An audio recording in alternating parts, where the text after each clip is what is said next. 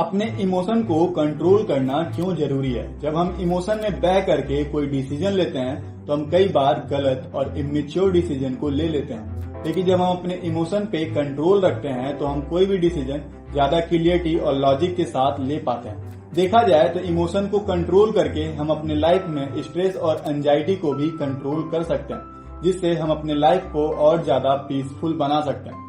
Emotion में बह करके कई बार हम कुछ ऐसी चीजें कर जाते हैं या बोल जाते हैं जो हमें बाद में रिग्रेट फील कराता है, और इसीलिए आपको अपने इमोशन पे कंट्रोल रखने की बहुत ज्यादा जरूरत है।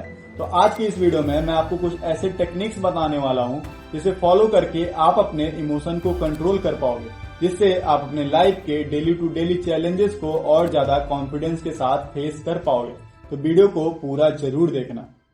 Technique number 1, logical thinking. Logical thinking एक ऐसी एबिलिटी है जो आपको चीजों को ऑब्जेक्टिव मैनर में देखने में हेल्प करती है, जिससे आप इमोशन में ना आकर के बल्कि अच्छाई और बुराई के बेस पे चीजों को जज कर पाते हो और उसे डिसाइड कर पाते हो कि करना है या नहीं करना, और इसी वजह से आप अपने लाइफ में सही डिसीजन ले पाते हो। इसीलिए आपको एक लॉजिकल थिंकिंग डेवलप करनी चाहिए।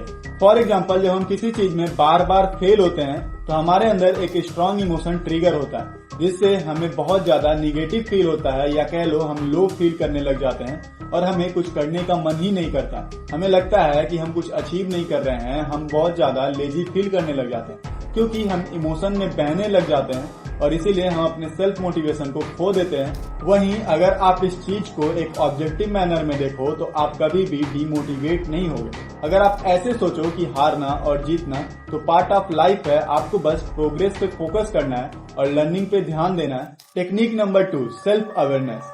सेल्फ अवेयरनेस मतलब खुद के बारे में और बेहतर तरीके से जानना, अपने थॉट्स, अपने बिहेवियर, अपने इमोशन को ऑब्जर्व करना।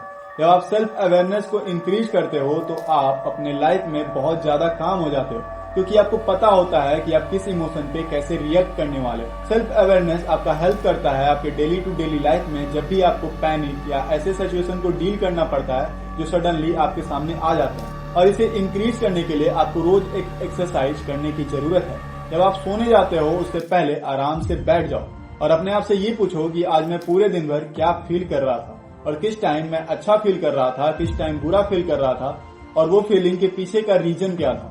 और जब आप इन चीजों को ऑब्जर्व करोगे तो कुछ ही दिनों में आप अपने स्ट्रॉन्ग इमोशंस, वीक इमोशंस और कौन से इमोशन पे आप कैसे रिएक्ट करते हो, इन सबको आसानी से जान पाओगे। और जब आप गेम को समझ जाओगे तो आप पैनिक नहीं होगे। इसीलिए सेल्फ अवेयरनेस आपके लाइफ में बहुत ज्यादा हेल्प करता है। तो इस एक्सरसाइज को जरूर करो अपने इमोशन पे कंट्रोल रखने के लिए। Technique number 3, deep breathing.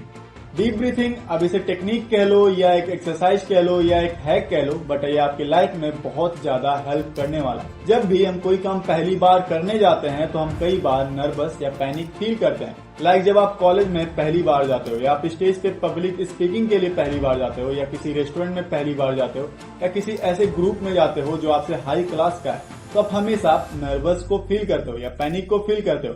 और इसी इमोशन में आ करके हम कई बार कुछ ऐसी मिस्टेक्स कर जाते हैं जो हमें बाद में बहुत ज्यादा रिग्रेट फील कराता है, और हमें ऐसा लगता है कि यार हम अपने इमेज को डाउन कर लिए। और इसीलिए आपको इमोशन पे कंट्रोल रखने की जरूरत है। इसके लिए आप डीप ब्रीथिंग का यूज कर सकते हो। जब भी आपको नर्वस या पैनिक फील होगे तो अपने आप को 1 सेकंड के लिए होल्ड करो और गहरी सांस लो, और अपने आसपास के वातावरण को ऑब्जर्व करो कि आप जो बोलने वाले हो या करने वाले हो उससे लोगों पे क्या इम्पैक्ट पड़ने वाला है, क्या उसे बोलना जरूरी है या जरूरी नहीं है।